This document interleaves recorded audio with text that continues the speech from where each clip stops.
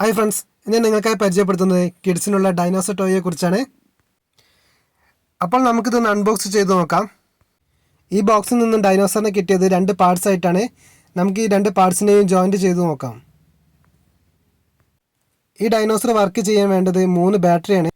1.5 വോൾട്ടിൻ്റെ ബാറ്ററിയാണ് ഇതിന് വേണ്ടത്. അതായത് നമ്മുടെ ക്ലോക്കിനൊക്കെ ഉപയോഗിക്കുന്ന ബാറ്ററിയാണ് ഇതിന് ആവശ്യമായി വരുന്നത്. ബാറ്ററിയുടെ പോസിറ്റീവ് നെഗറ്റീവ് അവർ ടോയ്സിൻ്റെ മുകളിൽ മാർക്ക് ചെയ്തിട്ടുണ്ട്. നമുക്ക് അതുപോലെ തന്നെ നമ്മുടെ ബാറ്ററി ഫിറ്റ് ചെയ്ത് നോക്കാം. ഇനി നമുക്കിത് ഓൺ ചെയ്യാം. അതിന് വേണ്ടിയിട്ട് ഈ ബട്ടൺ സൈഡിലേക്ക് ഒന്ന് പ്രസ് ചെയ്താൽ മതി.